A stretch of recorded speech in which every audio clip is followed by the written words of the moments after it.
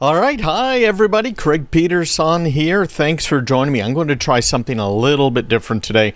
This is my radio show, and you're going to get to see behind the scenes. Now, we've got a lot of stuff that we are going to talk about today. Pulling up my show notes, it includes a massive warning right now from our national CISA, or CISO. These are the cybersecurity people because of what's been happening overseas. So we'll be talking about Russia, and what they're doing and why the CISO guys have been very upset, very active. So we got that.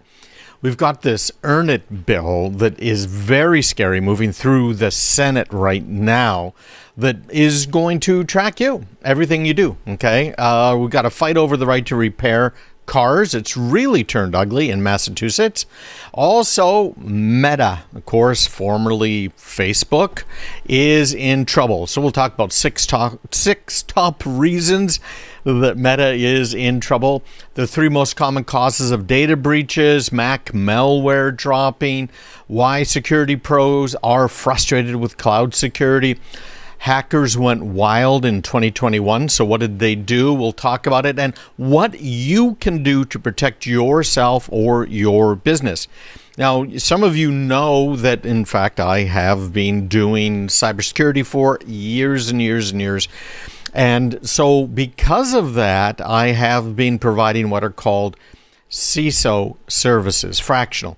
So that's Chief Information Security Officer. So I get exposed to a bunch of different companies and the cybersecurity problems they are having. So I want to make sure that I'm covering these with you guys. I know not everybody who's watching is a business.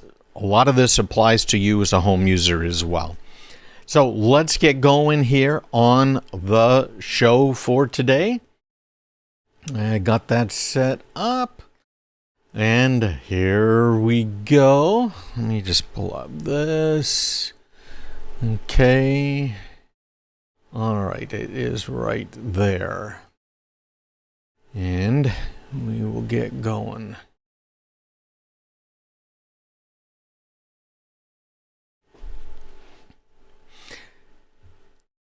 We've got a big alert from the CISA. That's our Cybersecurity and Infrastructure Agency. It's come down about a week or so ago. It's been going up and down. And of course, the tensions out there are causing problems. So let's talk about it.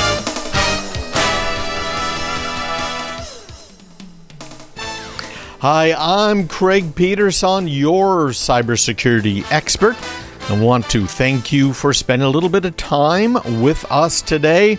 You, of course, are listening to News Radio, WGAN AM 560 and FM 98.5. You can join me on The Morning Drive. Yeah, it's really that simple. Just tune in right here Wednesday mornings. CISA is an agency of the federal government, and it's one that I follow, frankly, pretty closely because they are the ones that are supposed to be helping us in industry as well as helping the federal government keep their security stuff in order. Now, are they? Well, yeah, they kind of are.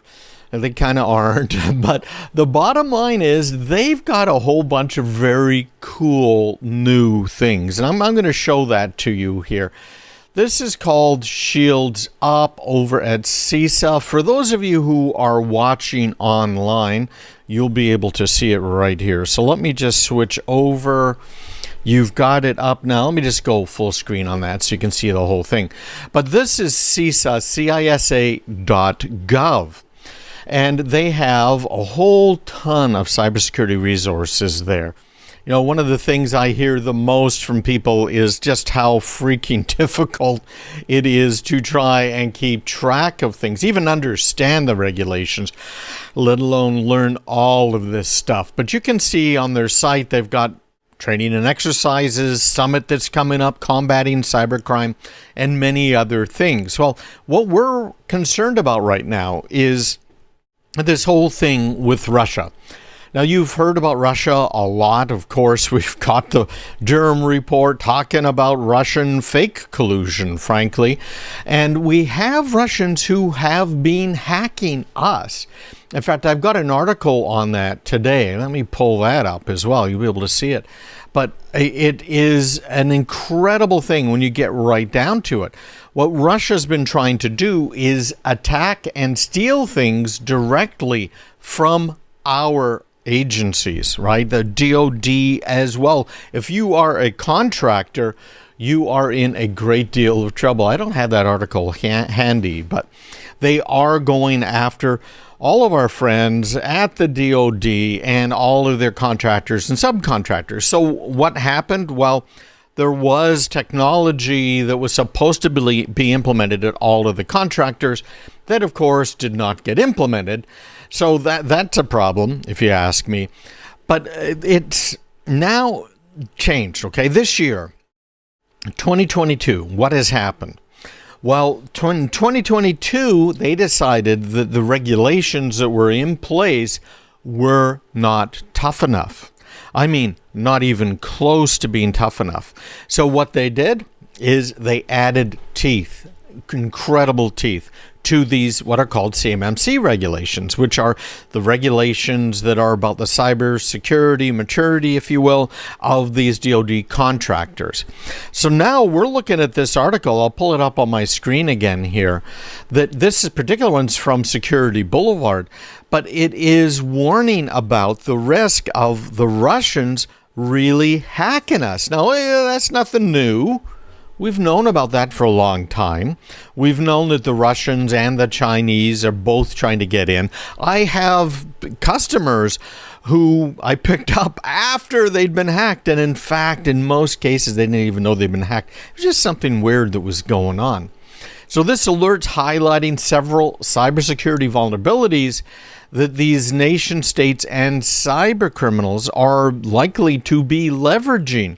And they've outlined certain steps that organizations can take to reduce the risk. So what are those steps? I'm going to bring them up right now for those of you who are watching.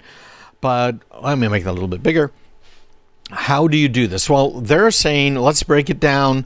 We want you to reduce the likelihood of a damaging cyber intrusion. Again, CISA.gov.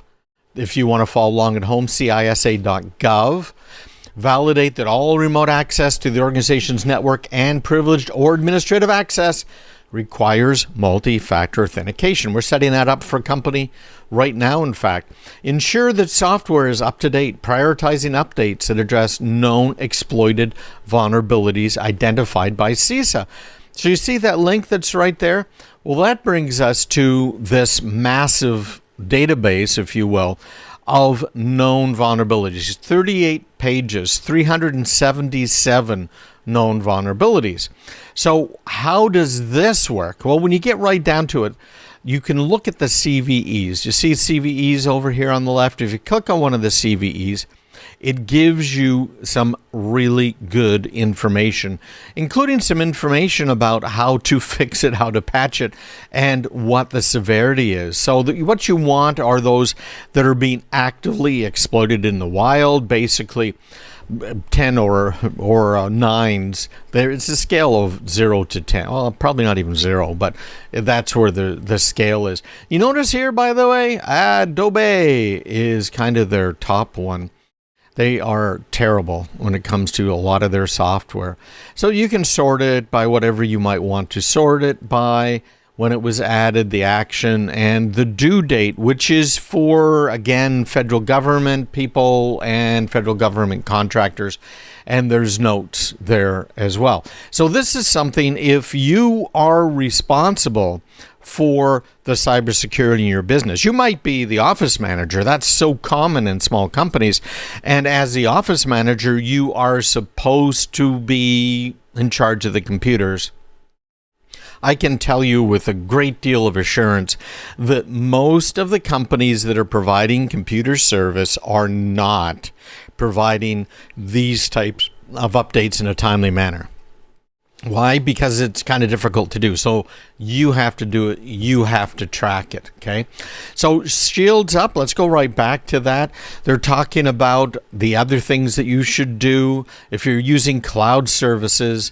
This is just incredible because there's more you have to do. Microsoft, I had to put this in a proposal this week because the company didn't realize they're using all of this Microsoft 365 thing, right? You've probably heard about that. They've got email, they've got SharePoint, they've got all these other wonderful services, and it's nice and inexpensive to use. But here's your problem. The problem is that these particular services don't provide you with backups. It's not guaranteed data integrity. Any data loss is your problem. And Microsoft has been sued on this unsuccessfully so far, I might add. So just because it's in the cloud, not only does it mean it's not safe, it is just another word for someone else's computer, and it can be completely unsafe. So you got to watch it. You got to be careful. So CISA's warning about that.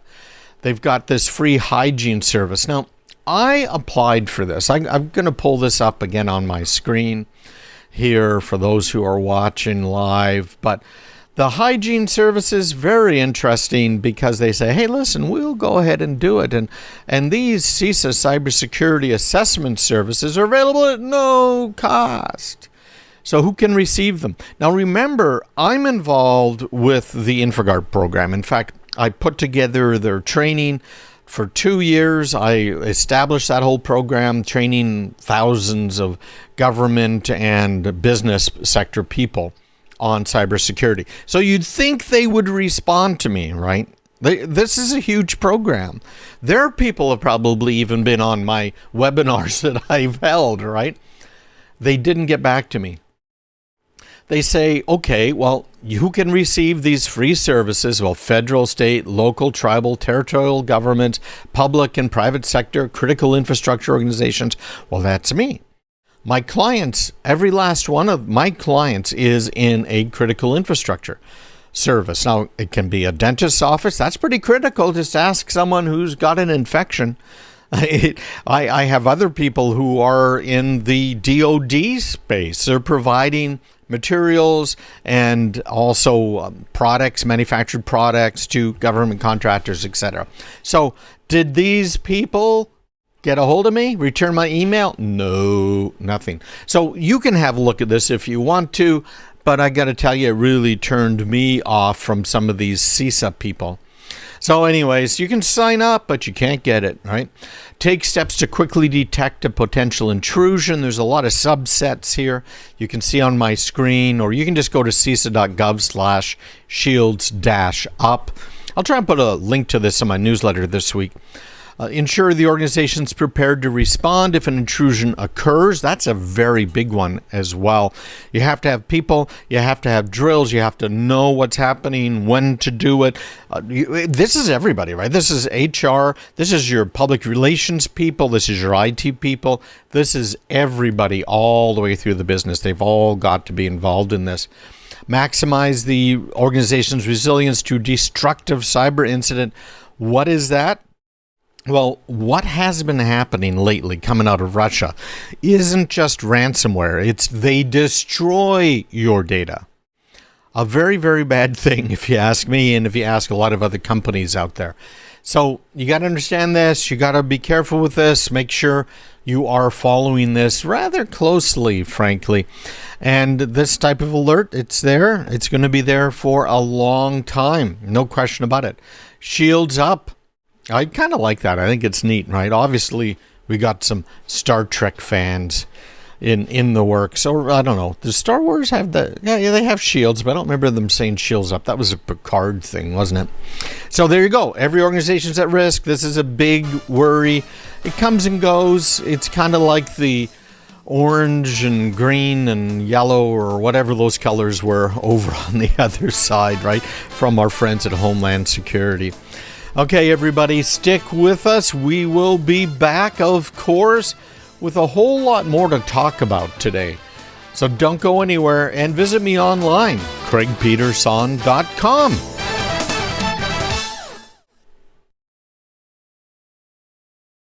All right, everybody. So that is the first segment. We will flush that out. I've got to get my dates here.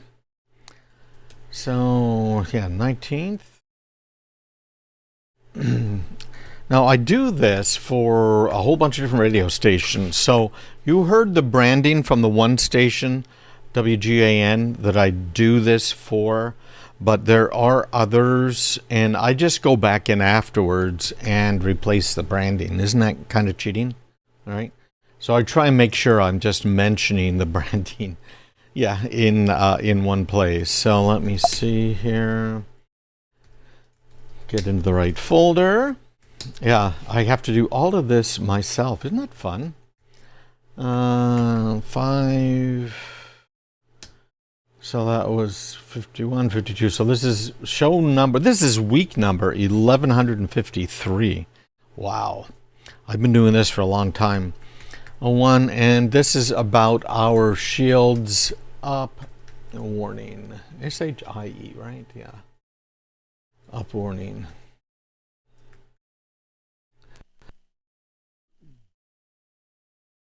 And I have a cough button on my foot because I do cough from time to time. Okay, so I'll let that process. It'll take just a few seconds. I upgraded my machine with a very fast stick of memory that I use as a hard disk, basically. And man, has that been amazing. It just sped this whole thing up. Okay, so next up here, we are going to talk about our Earn It bill. I think that makes a whole lot of sense. So let me get that all queued up for us. By the way, let me know what you think about this. If there's a better way you think I should be doing this or another way, I'd be glad to hear from you and do it a little bit differently. Kind of, I like the idea of you guys being able to see on. I was watching a radio show, Howie Carr, and this is what Howie does, and also Grace. And I liked it, actually. I liked it. So we're going to try this and put it up on YouTube and Facebook as well. We'll stream it. Okay, so next up. Okay, looks like I'm all set there. Here we go. We've been legitimately concerned for years about the government watching what we're doing, listening in to what we are saying. Well, there's ways that they've been monitoring us for a very long time, and senators now want even more.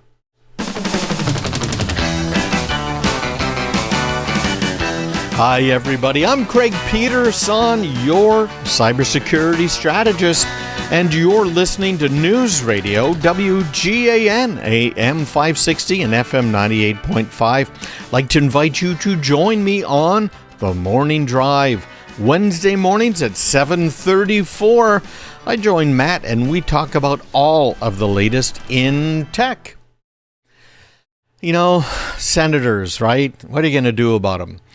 Well, it is back. I'm going to put this up on the screen for those watching live, but people don't want outsiders reading their private messages. Not physical mail, right? Not text, not DMs. Great little article here from the Electronic Frontier Foundation. These guys are just amazing. I have agreed with most of what they've done and disagreed with some of what they've done. But basically what they're saying is we have a right to privacy, and it is enshrined in the U.S. Constitution. It's something we're supposed to be paying attention to, isn't it? And what we're supposed to be secure in includes our papers, doesn't it? Well, which papers are we talking about here? You know, I've got some paper here. Well, this is an index card, right? I've got some paper here. There's some notes on it. So I'm supposed to be secure in this. So I guess that means that the file cabinet over there is secure, right? We don't have to worry about the government breaking into my file cabinet. How about these things? How about our smart devices, our smartphones? How about our computers, our laptops, etc.? Are we supposed to be secure in those? The Constitution doesn't mention those things. It's funny how some people look at the Second Amendment and say, oh, it only covers blunderbusses, It just, that's it. It doesn't cover any modern weapons. And yet at the same time, they'll argue the exact opposite way when it comes to being secure in our papers, because we are supposed to be secure with all of our communications. Well, Senator Richard Blumenthal and Lindsey Graham, both, well, one's a rhino and one's a dino, right?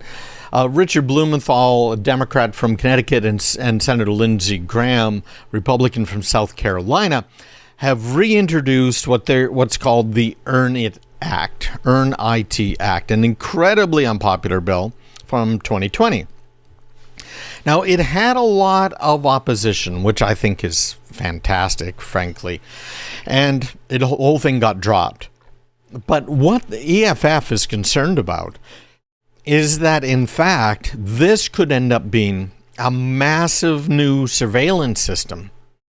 It would be run by private companies. You saw what happened with the filings in Washington, D.C. from the Durham investigation, right? Private companies were being used by the Democrats to spy on the sitting president of the United States. Incredible, eh? So EarnIt would have a surveillance system run by private companies. It would roll back some of the most important privacy and security features in technology that are used by people around the globe. So it's things like using Signal, which is generally thought to be the best end-to-end private communications app out there, Signal. WhatsApp, which is questionable because it's owned by Facebook, but they say it's end-to-end encrypted. Just be careful about those things. iMessage on Apple is end-to-end encrypted, but Apple does respond to subpoenas and provides information, which, again, it's supposed to be able to do, right? But should the government be able to go to third parties to get into your private papers? That's a completely separate thing. But the Earn It Act could ensure that hosting anything online, we're talking about backups, websites, cloud photos, your voice messages, all kinds of stuff, is captured and scanned. This is really, really scary. Now, I'm going to put this back up on the screen because it's also talking about how this bill empowers the states and territories to put their own sweeping internet regulations into place and they strip away the critical legal protections for websites, apps, things like social media. That's the whole thing Section 230 was about. And we've talked about 230 on my show before.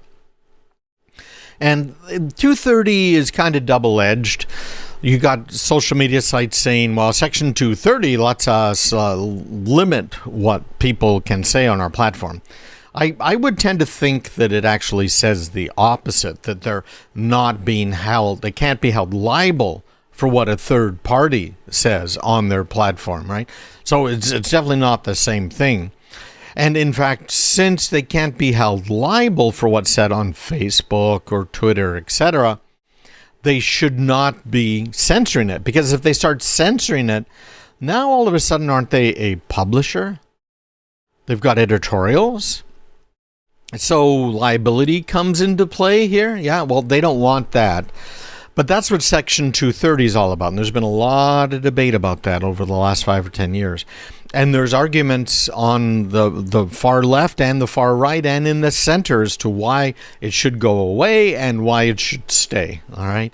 So I tend to be on the I think it should stay side. I don't like what some of these companies are doing by censoring speech, particularly, libertarian or conservative speech. They censor like crazy. But the bottom line is, if they didn't have that, then how about the good sites that are out there, the Rumbles of the world, etc., that are trying to get a good message out to everybody, and are protected by Section 230. You see, if 230 went away, a company like Facebook that has billions of dollars would remain the only major social media site because nobody else could go in. They'd all be sued out of existence, and they could not conform to all of these government regulations. That's part of the reason big companies love big government. It makes it so they don't have big competition, right? Absolutely amazing. So this document here, that's the Earn It bill, is saying, and another document that came out from the bill's sponsors, that Amazon is not scanning enough of its content. Now, Amazon is the host of Amazon Web Services, and I've used them before. I still use some of their services. For instance, for transcribing the show, I wrote some code that uses APIs that go into Amazon and upload it and download transcripts and then reformat it for me, right? So I use some of those. But Amazon has the lion's share of what's called the cloud data services. So they're storing a lot of data for people, long-term data in Glacier, for instance, and short-term data in S3. But they're complaining.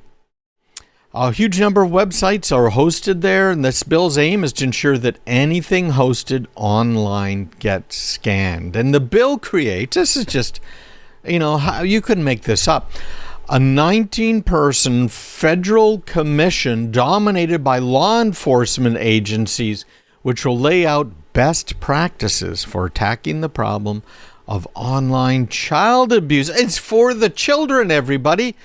Regardless of whether state legislatures take their lead from that commission or the bill sponsors themselves, we know where the road will end, says the EFF.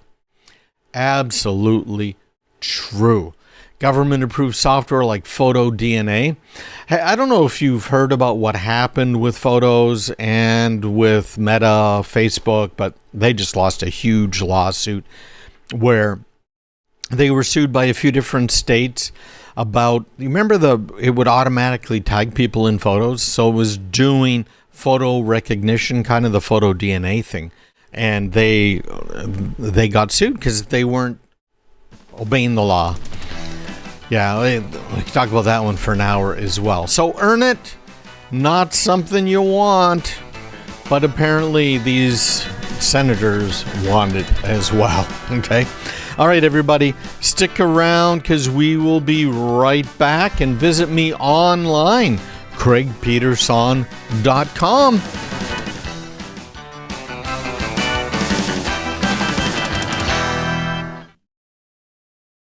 All right, there's that one. Got another segment in the can, as they say, right? So this is segment 2. Thanks for joining me. Hey, if you're just picking it up kind of mid, we are going through the articles this week on my radio show. And we are recording the whole thing. So as we're broadcasting, you can watch it. Watch it live. I got the idea from Howie Carr and Grace Curley. Love those two. They're doing such a good job in Boston. Well, actually, they're national now. Radio shows. At least Howie is. In fact, his name's interesting. It's Howard Lawrence, which happens to be the same first name and middle name as my father. You don't hear Lawrence much down here. It's I guess that's kind of an older name.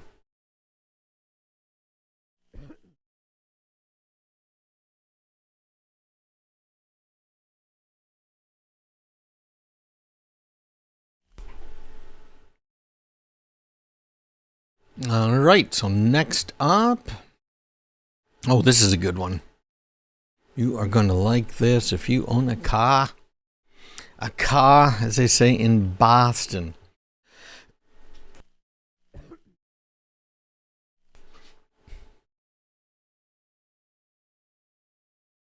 Hi, everybody. Oops. False start.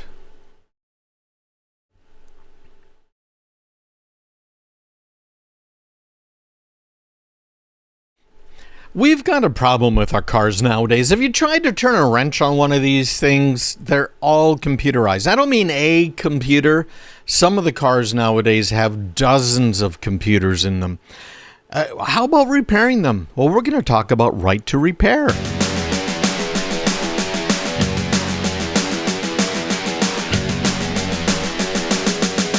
Hi, everybody. I'm Craig Peterson, your cybersecurity strategist, and you're listening to News Radio, WGAN AM 560 and FM 98.5. Join me on The Morning Drive every Wednesday morning at 7:34. We always tackle the toughest questions in technology. This is a pretty tough question, too, when you get right down to it.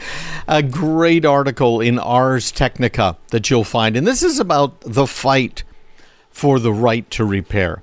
Now, there have been a few right to repair bills that have been released over the years, and the idea behind this is, well, having a big fancy car is wonderful.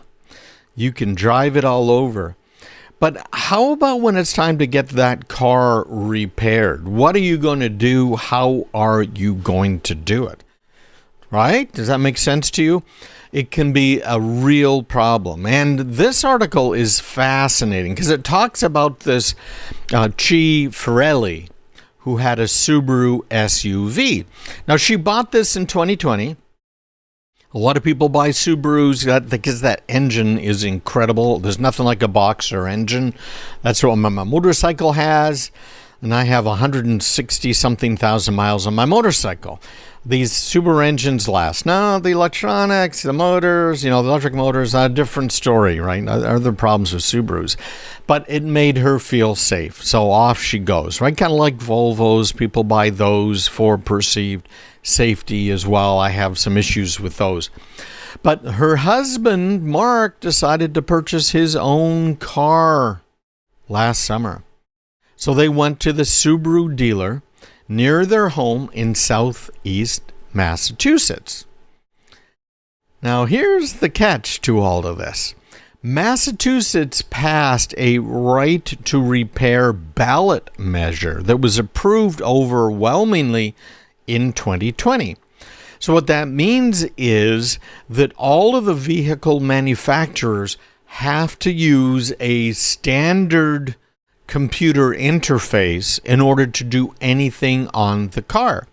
The idea being that you can take it to a regular mechanic that can read from that wonderful little port under your dashboard, can maybe do a little bit of reprogramming of the car, and not have something different that they have to buy, like for almost every car.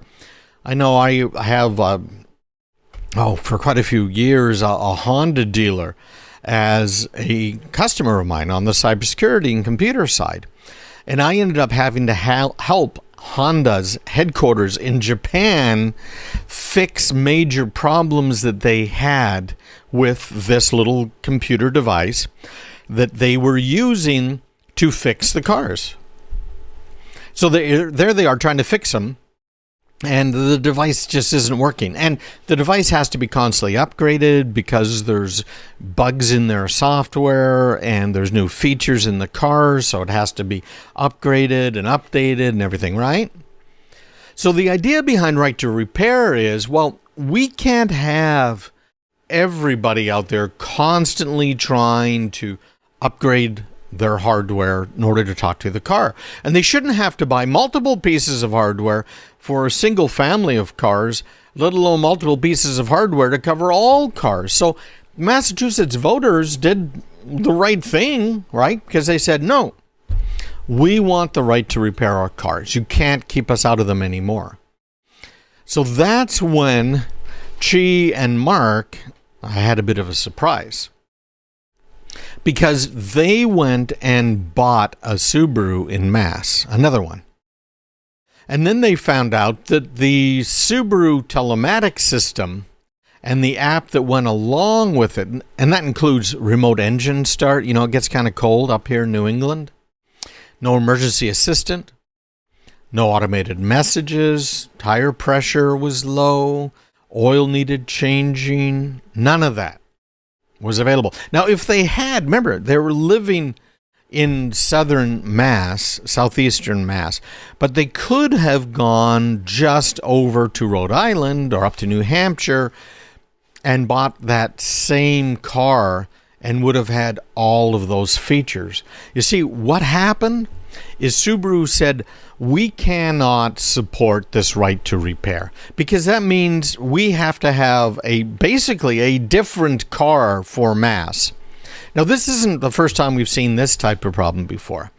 California and Massachusetts have both had crazy, if you will, laws on the books for a long time defining, you can't have diesel because it has this too many particulate matter, piece of matter in it, and it has to have this kind of mileage, overriding federal regulations, by the way.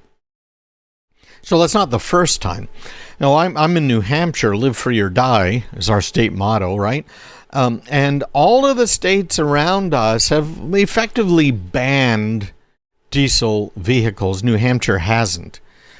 We could get into this a lot, but basically, a diesel vehicle is every bit as clean and non-polluting as an electric car. In fact, it's less polluting when you consider the lifetime of the vehicle and the manufacturing of the cars, okay, with the batteries and everything else. So they were pretty upset about it. And this article at Ars Technica talks about this a little bit more. It says, Subaru disabled the telematics system and the associated features on new cars registered in Mass last year as part of a spat over a right to repair ballot measure, as I mentioned before. This open data platform that they're talking about here in the law doesn't even exist yet. We've talked about laws before and how really the law's either a few steps behind technology or they try and get in front of technology and just mess it up like they have with nuclear power, right? The new nuclear, the fourth generation, is just amazing stuff, and yet they've really messed it up. So it says that it doesn't exist, and automakers have filed suit to prevent the initiative from taking effect. So first Subaru and then Kia turned off telematics systems on their newest cars in Mass, which has really gotten some people upset, right? And here's the quote from them. This was not to comply with the law. Compliance with the law at this time is impossible, but rather to avoid violating it. Now, isn't that interesting? Because again, companies and people have to do things to avoid violating, okay, I'm going to say it, stupid laws. So interesting stuff. This is just the latest dispute in this whole thing about the right to repair. What should you be able to do with your car? What shouldn't you? Now, I've got some really bad news if you're a right to repair advocate, because all of the newer cars that are coming out, particularly these electric cars that they love so much in Massachusetts, these electric cars are going to be sold as a base model. And then what's going to happen is you pay monthly in order to have certain features turned on. If you follow Tesla, you know Tesla has done this thing where it's, okay, $6,000 and you can get the auto drive system. And of course, they still don't have the fully autonomous driving. And then they raised it to like $8,000. I think it's $10,000 now, or maybe even $12,000 for it. And they decided, okay, well, instead of that, we're going to change it. And some of these companies, I think it was, I'm not going to mention the name because I'm not absolutely positive, but some of these car companies have decided, oh, you know that remote start that you paid extra for when you got your car? Well, unless you pay us $8 a month, you're not going to get the remote start. So think about that for a few minutes. Your car's going to have the ability to drive autonomously. It's going to have the ability to do all kinds of wonderful things, but you won't be able to use them unless you pay your monthly fees. Talk about right to repair. All right, hey, I have a weekly newsletter, and that newsletter has little bits of training for everybody, business or otherwise, but you have to sign up. Go right now to craigpeterson.com. All right, everybody. So that is the third segment of today's show. So let's push that out to disk. Cancel that. Let's see. Yeah. I can't believe where we are right now. This year's just going so fast. So this is right to repair. What I should do too is set this up so you can see my recording desktop. In case you're wondering, that's kind of what it looks like right there. Okay. So I'm using Apple's Logic Pro in order, you can't see it, you're just looking at me, in order to do my radio show. So I've got multiple tracks here, and Logic Pro automatically, I've got it set up so that it automatically goes ahead and adjusts the volumes and move things around. And when I have phone guests and stuff, it automatically mutes them and ducks them underneath me. It's pretty fancy. Pretty fancy stuff. Okay, so let's get that out of there. And, okay, so that's done. Okay, so number 4. Okay, so next up is our friends at Metta, New York Times. Speaking of electric cars, Polestar, no compromises. There are some very, very cool cars out there.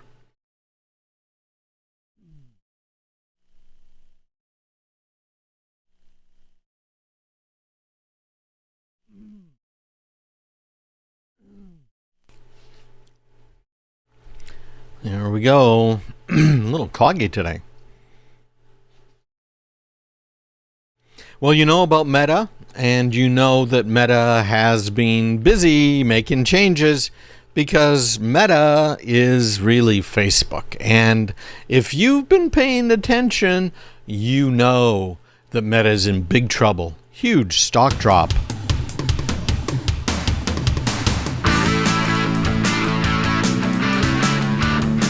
Hi, everybody. I'm Craig Peterson. Thanks for spending a little bit of your weekend with me. I love sharing this information with you on the radio and online. You're listening to Craig Peterson on News Radio WGAN AM 560 and FM 98.5. Metta. Oh my, where do we even begin? Mark Zuckerberg and company have known for a while that their company is going to be in trouble. Meta is the parent company of Facebook, just like Alphabet, right? The parent company of Google. So it's kind of almost like a reverse merger, right? Where they move them around. So Meta is now the company that owns Facebook as well as other properties. And what Facebook has been doing for years now, well over a decade, is buying potential competitors. You see, if you have enough money in the bank, you can just go ahead and spend that money to buy competitors. Then you don't have to worry about competing with them. Look at Insta, look at WhatsApp, look at many of these other things that Facebook has acquired over the years. And what they're looking for, of course, and always have been looking for, is eyeballs. And they want to know what are those eyeballs really interested in. Well, they've been doing a good job at that and have been really sucking a lot of data out of us. And I don't need to really say this, but hey, listen, if you're not paying for it, you are the product. Well, they suffered their biggest one-day wipeout ever this year. This is an article from our friends at the New York Times. So they're saying Meta, the company formerly known as Facebook, suffered its biggest one-day, they called it a wipeout. I love that. as its stock plummeted 26% and its market value plunged by more than $230 billion. So they had a really bad earnings report. They have been trying to transition from social networking towards what they're calling the virtual world of the metaverse. Now, the metaverse has been a promise for a very long time. And you can think of it in a few different ways. One way is, you have the goggles. I don't know if you've seen Ready Player One, a sci-fi movie where this kid is trying to solve this, basically a riddle that was put in place by this guy, geeky guy that founded this company. And they all played this video game against each other. And they had not only the goggles, but they had a whole suit so they could feel what was going on. Right? A Ready Player One. Very cool. So that's one idea of the metaverse, which is you don't have to live in the real world. You can just live in this virtual world. And that's exactly what they did. So they reported some modest gains in new users over at Metta, which includes, of course, Instagram, Messenger, and WhatsApp, which are the core of their money, right? Lost about 500,000 users over the fourth quarter. How is that? Quarter to quarter, 500,000 users. So that's the first time they've had a decline like that in the company's history. And frankly, Facebook was such a darling of the stock market because they were continually growing. It was like the perfect bet. There's no way you could lose money investing it in Facebook. And yet, in fact, what did they do? They lost money. They lost a lot of the money. Now, executives over at Facebook are saying, hey, listen, we can grow this company more. We haven't even done anything with WhatsApp. Well, they're running it. You might remember back in the day, WhatsApp used to charge $1 a year. Now, that doesn't sound like much, but when you have 100 million members or more, that's a fair amount of money to run a small company that has, I think it was like 50 employees at its peak here. So they're saying over at Facebook, well, we could start inserting ads into WhatsApp. We could start monitoring communications. What? That's why I don't trust WhatsApp, right? There's a lot of things we could do. We could generate a lot of revenue from WhatsApp users. They're also looking at whether Meta's other top apps like Instagram might be getting to the top of their user growth. Now, I've been talking with a couple of people that are in one of my mastermind groups, and they've been talking about how they found their businesses have grown very well using Instagram advertising, and not just advertising, but organic stuff where they post things and people find it on there, which I thought was kind of interesting because we're all pretty much in the business to business world, and they really like it. So I'm going to try it out too. And if you've used Instagram and been success with it for your business, I'd love to know. Just drop me an email, Craig at me at craigpeterson.com. Mainstream.net is my main business, right? Where I do the CISO work, the Chief Information Security Officer stuff. So Apple introduced what they're calling app tracking transparency. This is a pretty big deal. Put this up on my screen so you guys can see it, but Apple made some changes to iOS. And what it's doing is trying to wall off its Safari browser from tracking software that's out there. So what does that mean, frankly, to somebody like Facebook? Well, it's going to be very hard for marketers to be able to figure out who is doing what when.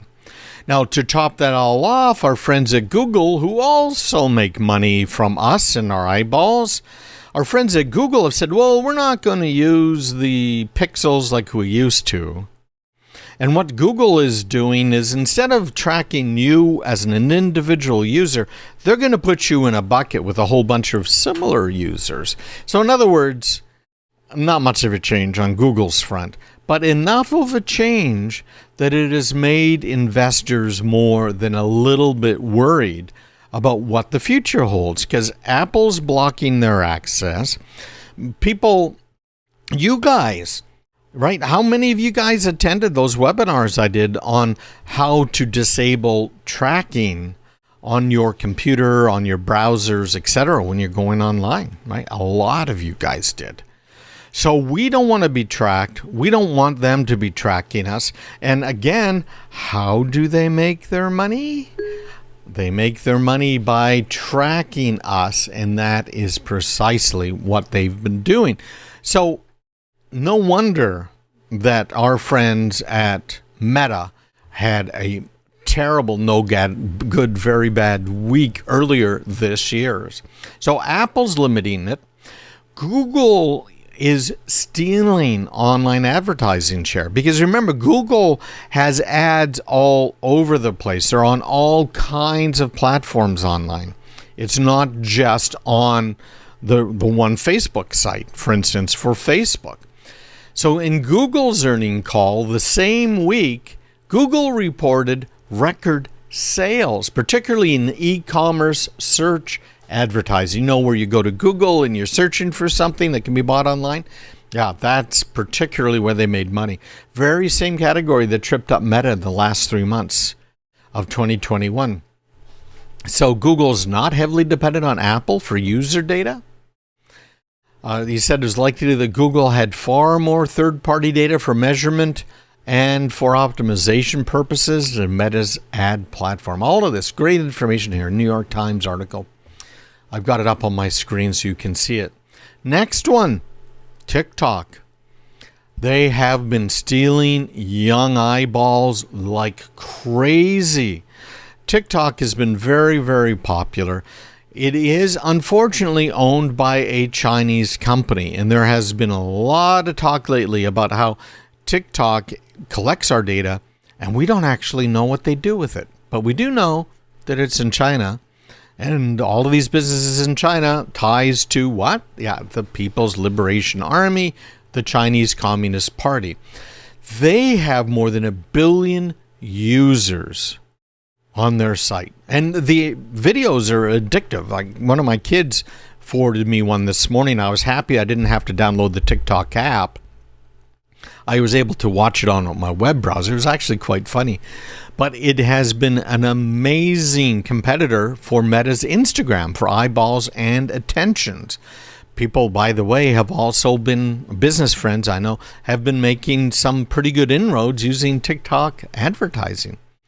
So what does Meta do? Well, they can't buy TikTok, not for sale. So they introduce something they call Reels. And if you're on Instagram, you'll see Reels ads, been very, very prominent, REELS. Yeah, it's currently the #1 driver of engagement across the app. So Reels is attracting users. It isn't making money as well as Instagram is. Stories in the main feed make way more money for them. And spending on the metaverse, according to the New York Times, pop that up on my screen again, is bonkers. So Zuckerberg is thinking that the internet's next generation is this metaverse, this wonderful world of who knows what, right? That he's willing to spend big money on it. And I'm highlighting this on the screen from New York Times article because the spending amounted apparently to more than $10 billion last year. And Meta is going to spend even more than that in the future. And there's no evidence that it's really going to work, right? What's going to happen? Now, we also have, of course, the specter of antitrust laws here in the U.S., various similar laws in Canada. It's the Anti-Combines Act in Canada. But same thing in Europe. They have already been sued. They're going to be sued again. So Meta is in meta trouble. And we'll see what ends up happening with these guys. But this is really interesting because, frankly, even though Zuckerberg says they're not a monopoly, regulators are disagreeing, and I agree with the regulators for once. All right, hey, visit me online, sign up for that newsletter, get all of those free little trainings every week, and a whole lot more. CraigPeterson.com. All right, everybody, thanks here. This is the first hour, and I'm going to let you guys go. I'm going to pause this, and I'll be right back, so don't go anywhere. Take care. So what they want to do is get their hands on your computer, on my computer. And once they've got their hands on our computers, now they can use them in order to do posts online. So it's going to look like it's in 123 Main Street, downtown USA, because it is. They're using your computer to do these posts. Now, the other thing they'll use your computer for is to hack other people and other people's computers. So you've seen it for years. I remember the Matthew Broderick movie War Games, and they were trying to go through, remember back then it was dial-up modems going through the network in order to hide where they were and to get around blocks that were in place. Well, that sort of thing is continuing to happen today, where they can hop between the computers. But some businesses, for instance, have been hosting videos of just horrific things that are being shared by bad guys, jihadists over in the Middle East, the people all around the world. They're using our computers as store and forward. Well, the biggest thing right now is what's called phishing. Now, phishing has a few different categories, and if you're watching this, you can see right now the growth in phishing over the last 3 years. So in 2019, it was 928 cases. Again, this is reported, right?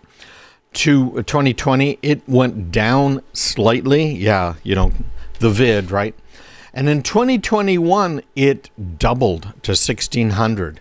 Isn't that amazing? It doubled. So there's phishing, there's smishing, and there's email compromise. That amounts to the biggest amount of hacking that's happening. So what does that mean? What is this big hacking that's going on? Well, it's pretty simply put. We're talking about hackers who are trying to fool us into doing things. So you've heard about phishing attacks, I'm sure, before. phishing, and that's where a bad guy sends you an email, looks like it's from some legitimate source, and it might be a bank, it might be the FBI, PayPal, you name it. So you open it up, and when you open it up, what ends up happening? Well, you click on a link inside there, right? There are bugs in various email programs. There have been over the years where just having that headline show up in the summary caused your machine to be compromised. But nowadays, most of the time, you have to, in fact, click on something, do an action. So that's phishing. I just prepared a video for our clients, one of whom was having a real bad problem with phishing attacks, using specifics for their business, right? It's like, okay, now one of our vendors got hacked and they're using their email server to send phishing emails. That happens a lot. So I put together a training video for their people. Okay, here's the vendor. Here's what these things look like. Here's how you report it. Here's what you do about it, right? The next one is smishing. This is effectively the same thing as phishing, but it's using SMS. It's using text messages to try and get you to do something. So again, it might be a link that's sent to you in a text message. It might be a message saying, call me. I get almost every day a message on WhatsApp. We use WhatsApp for one of my masterminds. I'm not a fan of WhatsApp, you know that. But that's what everybody else is using. It's not the worst thing in the world. But I get, well, I would say at least weekly, maybe every twice a week, who knows. But I get a message saying, is this Brian?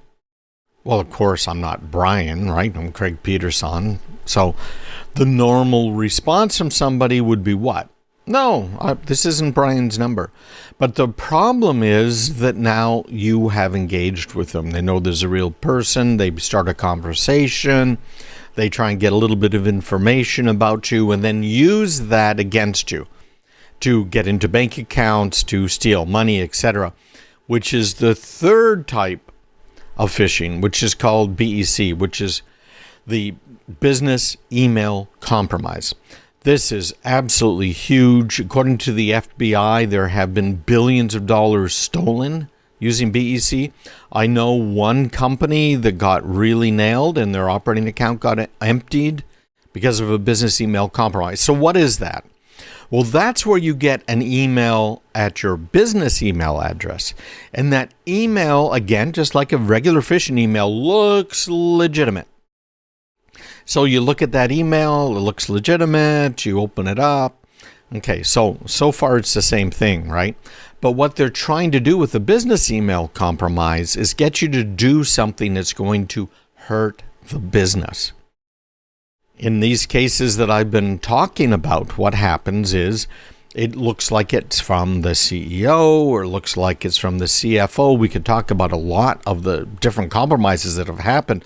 Probably one of the most famous is with Barbara Corcoran. She, of course, on Shark Tank.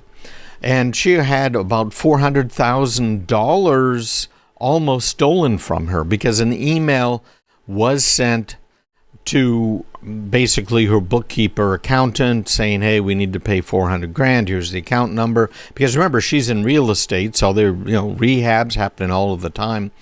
And the assistant, I think, caught it, and they were able to stop the transaction, which is amazing because you only have seconds, quite literally, in order to stop those types of transactions. So she stopped it. But that's an example of a business email compromise. There are fancier ones that happen too. This is the problem with having your email addresses or names even on your website. So people can just go to the company website and say, well, who's the CEO? Who's the CFO? Who's this person? Who's that person, right? And so they go through all of that information and they've now got something they can use against you. So what do? Well, they know who the CEO is, so they chum up to the CEO, Facebook or other social media, LinkedIn, where'd they go to school, and then they send a note on, let's say, LinkedIn or Facebook saying, hey, I want to follow you, I want to talk, whatever. Remember me? Because you put on LinkedIn that you went to Harvard Business School. So, yeah, you remember me? We were in class together. This is Joanne, and we took Econ 101 at Harvard, right? So now a conversation starts up, they get linked into you, they get your Facebook, start following you and see, oh, they're going to be in the Bahamas this week. That means they're out of touch. So during that week, they go ahead and send an email to the CFO saying, hey, we've got this new vendor, and if we don't go ahead and pay this vendor, we're going to lose them because we haven't paid them in 3 months. So the CFO then wires the money. Now you might think, oh, that's just too much work. Well, first of all, $100,000 will support families in Eastern Europe for about 3 to 5 years. Okay. Secondly, that particular tactic didn't just get them $100,000. It got them $45 million. Oh, and it wasn't them. It was a single person that was able to do that. So business email compromise, you've got to watch it. And then, of course, all of the normals, right? Ransomware, malware, unsecured cloud environment, credential stuffing, etc., etc. All right, hey, I want you guys to take a minute right now. Go to craigpeterson.com. Once you're there, you'll see right at the top of the page. I'm going to pull this up here for those watching on video. Subscribe for email updates. You'll get my updates. You'll get my trainings as well. craigpeterson.com. All right, everybody. So that's that one. And again, I'm doing this as a bit of a test because I liked what I saw. I enjoy the Howie Carr show and Grace Curley, who's on before Howie. And they have the cameras running the whole time while they're on break, in between breaks, etc. And I kind of love the behind-the-scenes stuff myself. So I figured, well, I might as well let you guys see a little bit of behind-the-scenes stuff. So that's exactly what I'm doing right now. It is behind the scenes. Okay, so this is almost done. And next up, let's see what we got here. We have on our website, those are the 3 most common causes. Next one. Okay, so let's see what we got here. This is one of my favorite websites when it comes to cybersecurity. They always have lots of great stuff here. This is dark reading. Make this a little bit bigger. And we'll make the screen a little bigger too. So, interesting stuff, right? Okay, so that is done saving, and I am going to open up a new recording over here in Logic Pro for segment 6. Okay, here we go.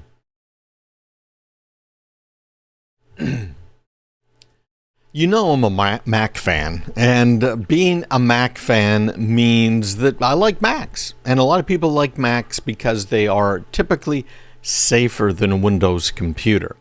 But now that they become so popular, hey, they're our target too.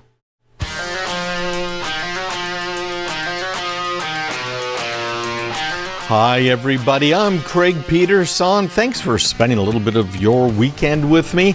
I'm your cybersecurity strategist, and you're listening to News Radio WGAN, AM 560 and FM 98.5. I'd like to invite you to join me Wednesday mornings for the Morning Drive. I'm on at 7:34, and we talk about the latest in tech. So here's your problem. As they might say, Macs are starting to see the heat. In this case, the heat they're seeing is something called Update Agent. It has been around a while, and many people have downloaded it. And I've known about various types of Mac malware over the years. Some of them worse than others. The one in particular that I'm thinking of, a friend of mine paid for this stuff that was supposed to keep his Mac clean. So first of all, if you're looking for some anti-malware software for your Mac, I prefer what Cisco has a very nice advanced stack that you can use. But in addition here, you can use, if you can't get the advanced Cisco stuff, you can use Malwarebytes. It is quite good. Now, historically, one of the main reasons you want to protect your Mac against viruses, including Windows viruses, is that your Mac can potentially spread a virus to a Windows machine. So let's say the virus is sitting there inside an Excel file, a Word file, some other document, whatever it might be. So that virus is sitting inside of there. It's not going to hurt your Mac. It's a Windows virus, right? So now you send the file to somebody else, and now they are on a Windows machine, and they are susceptible. They get nailed with it, okay? So that's been the main reason historically you want to make sure your Mac machines are clean. Cisco on the Mac Advanced Malware platform does look for Windows malware, okay, as well as something that might be affecting a Mac. But what we're looking at here right now over on darkreading.com is a piece of malware that is specifically aimed at Macs. Well, and it's interesting too, because it isn't just Macs. It actually has multiple versions that include our friends over on the Windows side. So it's called Update Agent or Wizard Update, and it is malware that, as always, it seems, is pretending it's legitimate software, right? Support agents, video software. It's been around for a couple of years now. Adobe Flash, not only was it a serious security problem, but Adobe Flash, as it turns out, was used to spread a whole lot of malware here over the years. So they've constantly updated this thing. They came up with a new version in October. They've been sending it around using Amazon and CloudFront in order to do it. So instead of using zip files or what Apple uses, which are called DMGs, which are basically compressed file systems, the new version can use zip files or Mac DMGs. So it's not good.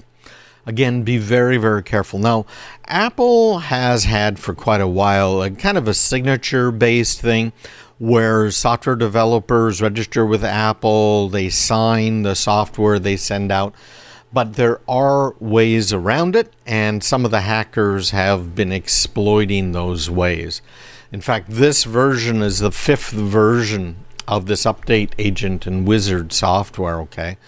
So be very careful with it. Don't think that because you have a Mac, you are guaranteed safe, because you're not.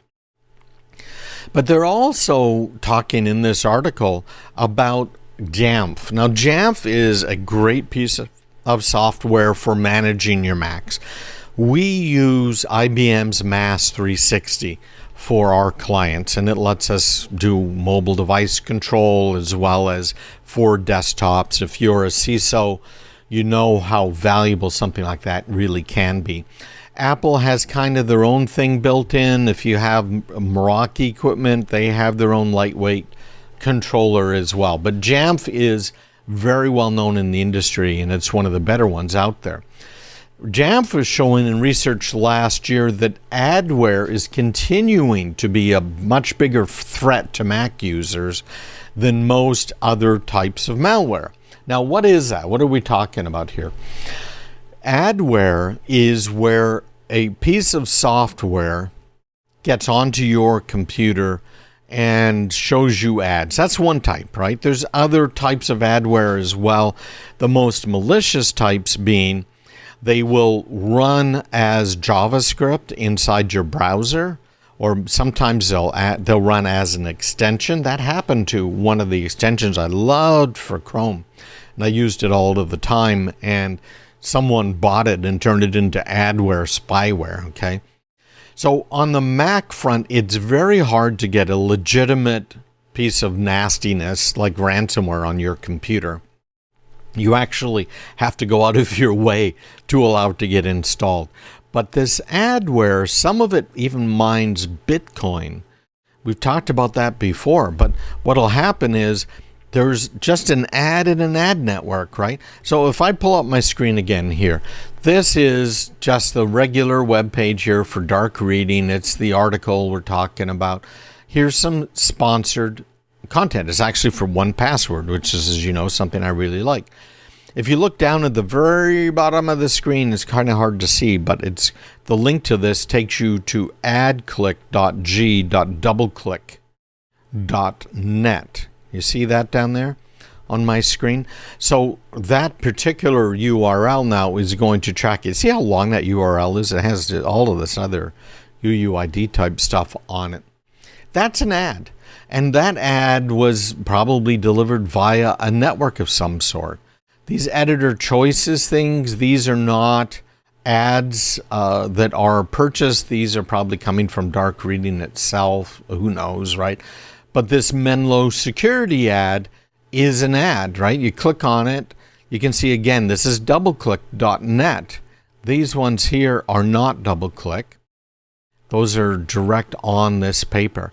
So what is that? DoubleClick is what we call an ad network.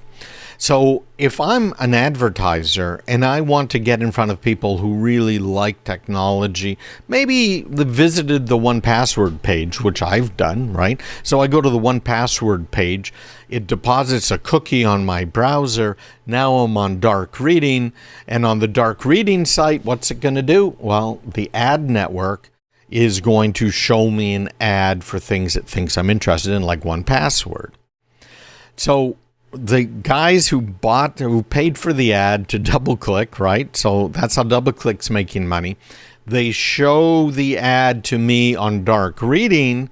So that's how dark reading's making money, either by showing the ad or potentially by being paid when I click on the ad, if I do click on that ad. Right? So if it's a company you like, don't click on the ads because it's going to cost them money. If it's a company you don't like, then click on the ads. There's actually plugins, by the way, that will click on every ad on every page you go to. But not really. It's not going to take you to all these sites. It's just going to look like you clicked on it. So these ad networks are being used by bad guys to put an ad in that is actually some form of malware. So just seeing the ad might cause some JavaScript to start. And you've probably seen this before. All of a sudden your computer screen is just full of all of this crap, right? Well, where did that come from? It probably came from a small window, hidden window that came from some of this ad stuff that's out there. All right. Big problem. And it is right now the biggest problem in the Mac world, according to JAMPF. And it's called malvertising. Okay, got all these cute names for everything. Malvertising in this case. Hey, thanks for spending a few minutes today. If you would, please go right now. Go to craigpeterson.com. You'll see at the top, subscribe for email updates.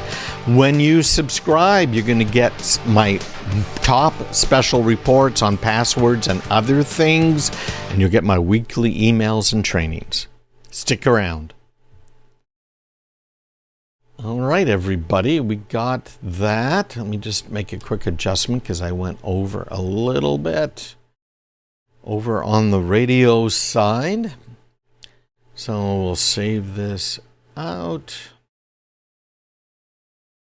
And this is week number 1154. And that was 05, and we're talking about Mac malware. Okay, so that is getting processed. I'd love to hear from you guys. Make sure you follow me. Just click follow. Hopefully it'll work, okay? And once you followed me, then I am easier to find by people who might be interested in the show. Just like we talked about earlier with the whole thing of, I visited 1Password, they put a cookie, and now I'm getting 1Password ads. Same sort of thing here. If you follow me, other people who are like you are going to find out about me, which is great, because then I can get this message out to more people. This is a labor of love, right? I'm not getting paid for this. This is something I am doing to try and get the word out. What is it? 90-something% of everybody that listens and watches is not even a potential client of mine, but I'm trying to help everybody. And if you want to hire me, what the heck, right? That's what I do for a living. Okay, I'm a fractional CISO. In other words, I kind of timeshare and help small businesses get their cybersecurity in order. If you have any questions, just email me, me@craigpeterson.com. Okay, so let's see what's up next here. So this is part of the show notes I put together every week, and we're going to start sending those out again to subscribers. Right now, I send it out to all of the radio stations so they know what I want to talk about that week. Make this a little bigger. And there we go. Okay, so we are about to start the next segment on the radio show.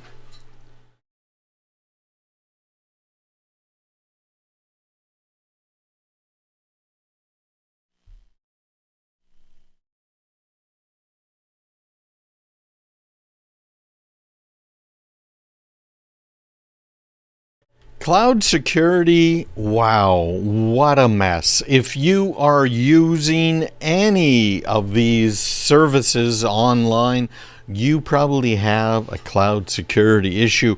That means your websites too.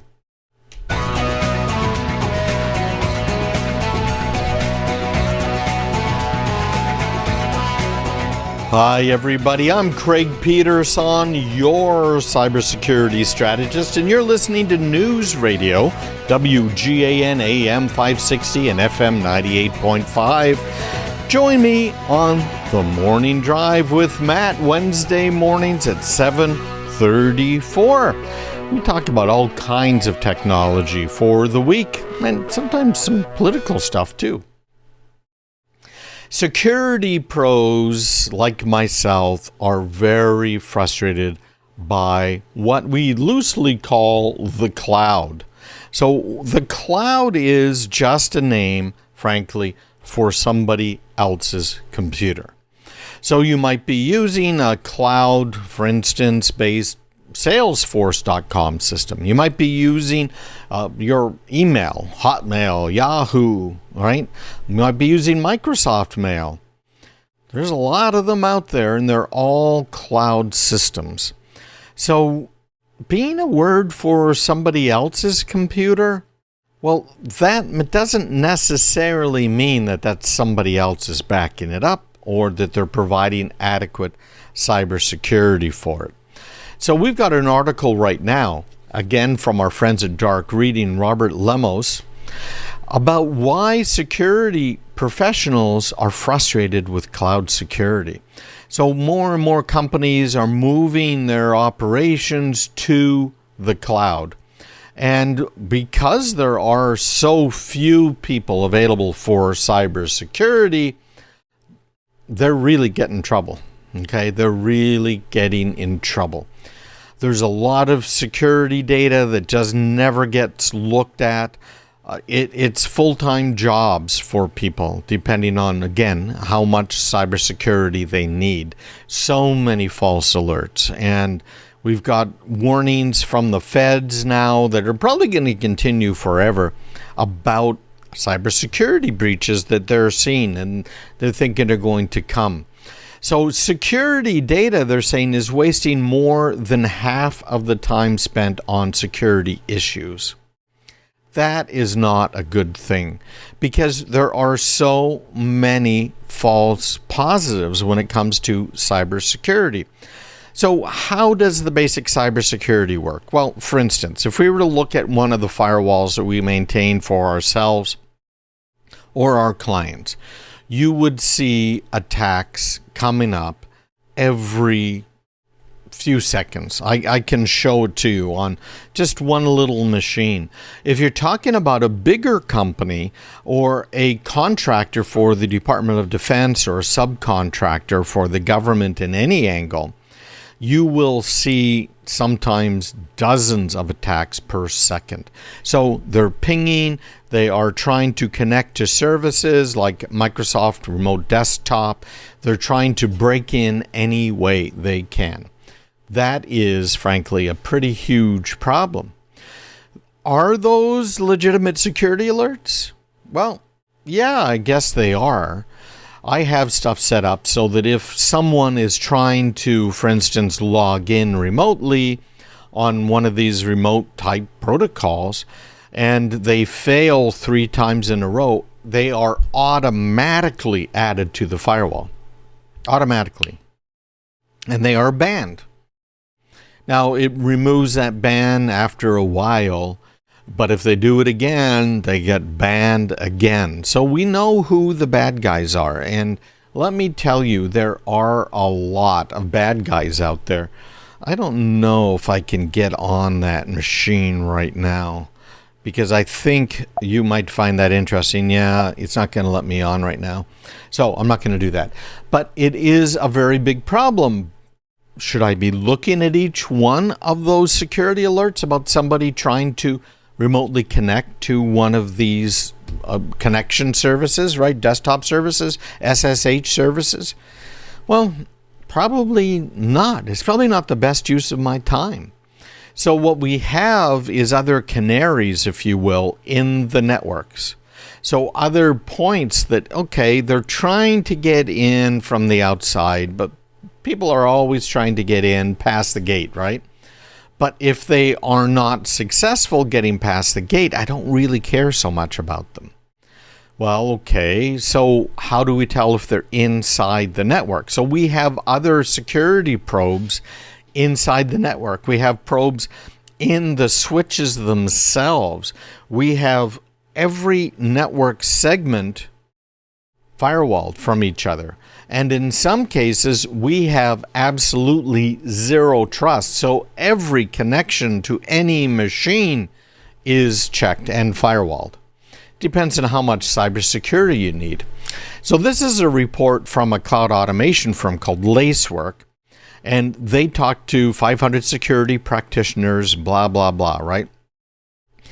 They are saying that the vast majority of respondents regularly have to deal with at least a 20% false positive rate, and a third deal with a 50% false positive rate.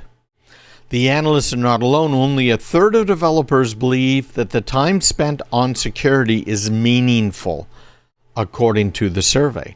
And frankly, that's what we have found as well. And that's why we have automated systems. And the automated systems say, whoa, this looks really bad. And that's when a person gets involved. So it's a real problem. Now, here's the next step, right? And the next step is, well, we had so many people who were working from home because of the lockdowns. Well, following the start of the coronavirus pandemic, according to this article at Dark Reading, organizations quickly moved operations to the cloud, right? We know that's true. We've seen it. We've helped companies secure themselves from their hasty moves to the cloud, right?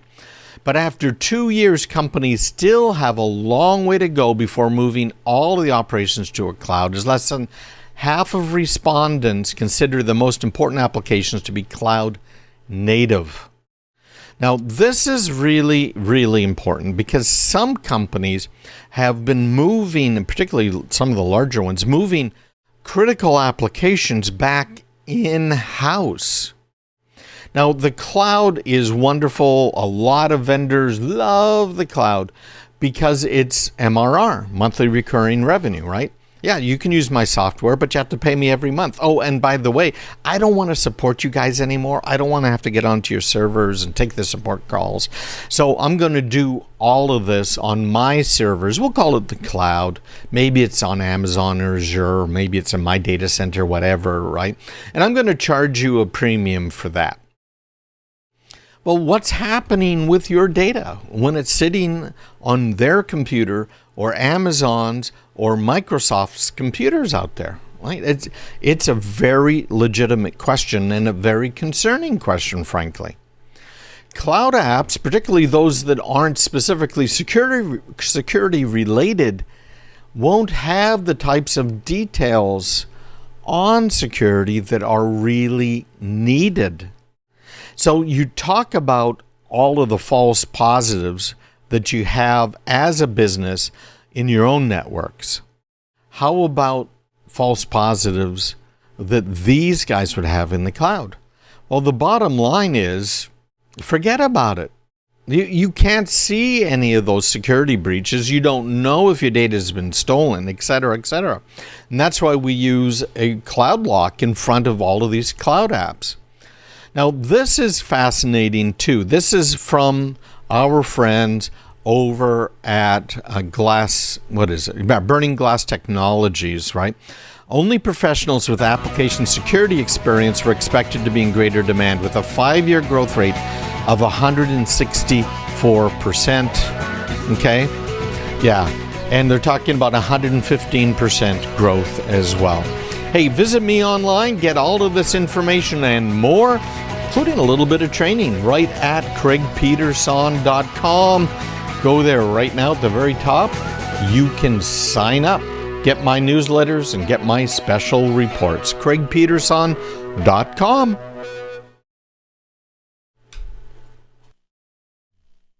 Okay, so that is the next one, which is segment 5407. Segment 7.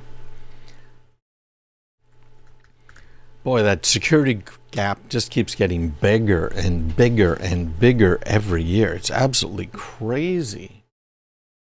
I guess that's good for me, right? As a fractional chief information security officer for these smaller businesses, because you just can't afford it anymore. In fact, Glassdoor, that's who it was, is showing right now that a CISO, if you wanted a full-time CISO like me, right now, this is a great career, $250,000 to $900,000 a year in salary. So think about that as a business, plus load, right? Plus a team to support them. It's just crazy, which is why I'm trying to help, again, with the fractional stuff. Okay, so next up, we have 5 things you should be doing this year.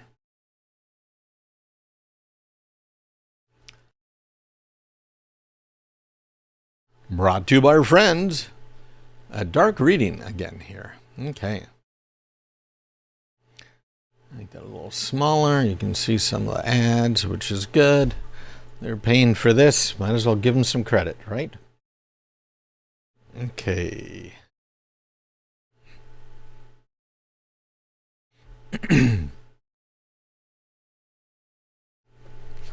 So we know already hackers went wild. So what are the things we should be doing to help keep ourselves safe, right? 5 things we're going to go through right now. How to stay safe.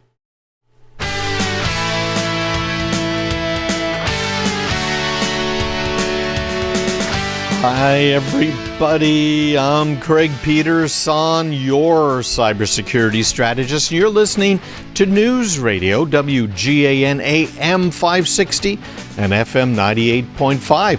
Hey, join me on Wednesday mornings at 7:34 for the Morning Drive as we talk more about tech. This whole thing with hackers it's just so annoying. I got hacked back in, now I'm trying to remember, 91, 92, something like that. And it really sent me for a loop. It took me about 3 days to figure out what was going on. So I had a couple of DEC servers. You might remember those, Digital Equipment Corporation. I was working for them as a contractor. So I had purchased those systems and I had them in my data center that I had built in the building that I bought. And it was down on the ground floor. It was something I was really proud of. It was just cool. It was so neat. So I was down there in the computer room trying to figure out what had happened. Because my customers were calling and complaining that the email wasn't working. It wasn't going through. What was the matter? I had banks of dial-up modems. I had my T1 lines going to the internet, which cost a pretty penny. And all in all, just trying to figure out what's what and how did this happen. And it turned out it was a backdoor that was purposely built into the mail application. So with the mail application, it was SendMail I was using at the time. Still a great mail program, but I tend to use Postfix now. And then, of course, I use, again, Cisco's advanced mail filters and often will use Microsoft email for businesses and then put the additional mail filters in front of that. But SendMail had this feature so that you could get onto someone else's mail server that was misconfigured and reconfigure it for them, which was really kind of a cool idea. It worked great for years when the internet was a safe place, when it was just us online, right? A bunch of wonderful people, libertarians trying to spread the word in the gospel of libertarianism and sending jokes back and forth and using Usenet and everything, right? This is before websites even existed. And it was a shock to me to see what had happened. And it was something called the Morris worm. And one of these days, we should probably talk about that whole worm thing. But it nailed me. And my machine was spreading it to other machines on the internet. And the reason it all slowed down and the mail stopped was it was so busy spinning off new processes to find other machines to infect that the machine just ran out of gas. So it was very frustrating. And although my business was a technology business at the time, I've always, well, almost always had technology businesses. But it was not an internet security business, right? Who was dealing with that then? Nobody, because it was barely legal to do business on the internet. I think I was doing it before it was actually legal to do business on the internet. It was just Al Gore and me back then, right? So that problem really got to me. And none of my customers understood what had happened, and there was no reason to even try and explain what a worm was and stuff. I just said, some hacker got in. And of course, back then, hacker was a term just used for people that were not professional computer programmers. A hacker was somebody that sat there and kind of hacked at code and tried to figure it out and tried to put it together, right? That was a hacker. So what do? Well, you tell them the basics of what happened and you continue on your way. So I almost lost the business, frankly. I ended up losing some customers over the next few months, but not very many. So it worked out okay. But then in talking to friends of mine, I found out even more of them that had been hacked and that it was a serious problem for them. So what do? Well, they turned to me because they knew I'd been hacked before. They know I was a techie guy. And I went on and I built some big internet systems. I built the largest website in the world at the time. And it was, you might be familiar with it, Big Yellow or yellowpages.com, right? Any of those sorts of platforms. I built the first one of those and got that up online, built the whole data center, and even had to make our own routers at the time and firewalls. We actually designed one of the world's first firewalls, and that was my design. And I had a couple of guys that helped to implement it with me. We had to do everything back then. And ever since then, I've had kind of a focus on this because one of my clients had $1 million a day lottery system down in New York City.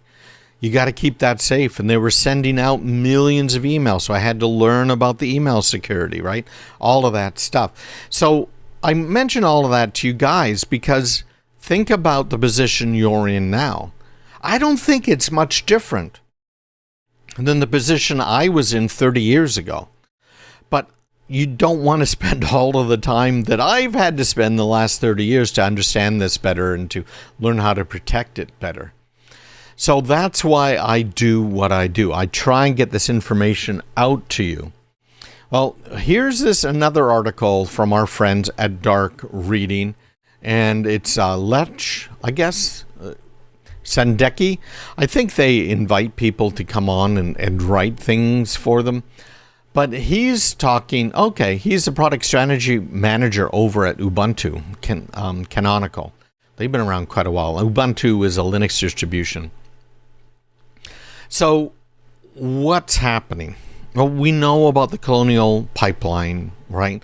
We know the hack that happened and how bad that hack was. It was absolutely huge. And it affected all of the East Coast for fuel. Every kind of fuel you can think of. A real big problem. Russian-linked hackers that broke into this, okay? Probably the largest hack ever on a U.S. utility system. I'm pretty sure it was. SolarWinds, another big hack. They hacked companies that were providing services to businesses, including security services, right? That's why we don't use them. And we reported serious security problems to them a year and a half before they were hacked. Did they fix them? No, they did not. So this article goes on to talk about how through September in 2021, there were about 1,300 breaches in the U.S. Again, these are reported breaches, okay? And they broke the all-time record last year. No two ways about it. And then President Biden in 2021 came out with an executive order that is forcing now the federal government to eventually become secure, and Department of Defense and the Department of Defense contractors, okay? Very, very big problem. He's trying to fix it. Of course, Trump tried to fix it, and President Obama tried to fix it. Everybody's tried to fix it, and so far it just hasn't happened. And our typical IT teams really are struggling trying to stop some of these intrusions, including the more sophisticated ones, which are the intrusions that tend to be coming from nation states. The intrusions that are coming from China, Russia, North Korea, and Iran, right? Those are the main guys that are coming after us. So what are the things you can do? And I'm going to explain these kind of briefly. You can, of course, look this article up yourself, but it is on dark reading. And if you're watching this on video, you can kind of follow along a little bit. Zero trust is the first thing. That is the new, if you will, kid on the block, or newer, when it comes to cybersecurity. Because what it does now is it assumes all traffic on your network needs to be monitored closely because it could be a threat. So at the very least, you're monitoring all of the traffic. We do that for our clients as well. And you can get into very sophisticated firewall rules, which again we have, to stop certain applications from being reachable from machines they should not be reachable from, okay?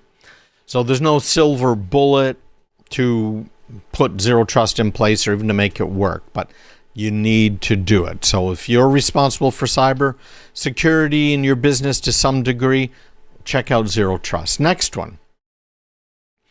What data assets do you have? Because you need to protect them. This particular article is calling them a software bill of materials. But you need to know what you have to protect. What software are you running? What data do you have? What data is controlled by regulations, federal regulations, etc. You have to know all of that. You have to secure it properly. You need automated vulnerability management. That's why we tie into the biggest real-time database of hacks going on in the world. And we use that in real time again to protect endpoints and to protect network points. Secure configuration. That's another thing we do. I'm going to probably have this as part of a webinar, if you will, or at least a course. There's about 250, that many changes you have to make to Windows to try and secure it. In fact, I have behind me this book. It's probably about 5 inches thick. It's a binder on how to secure Windows 10. And it's gotten even bigger with Windows 11, okay? And you have to be aware of the regulations you have to comply with. Now, at the very least, every last business out there needs to comply with what's called the NIST CSF. I'm helping another company right now gain compliance with this. This is the National Institute of Standards and Technology Computer Security Framework, NIST CSF. It is the basics out there. There's others that get more complicated, the CMMC, the PCI, DSS, HIPAA, HIPAA High Tech, right? We can kind of go on and on. But those are the 5 things. Zero trust, know what data you have, what software you have to protect, automatic vulnerability management. I'm telling you, you're not getting that buying something from Best Buy or from a big box retailer online. Secure configuration and regulatory awareness. Hey, thanks for being with us today. It has been fun. I enjoy sharing this. And I really realized that this morning even more. This is a blessing for me. Hopefully it's been a blessing for you. Check me out, go online and get my newsletter, craigpeterson.com, and have a great week ahead. Take care. Bye-bye.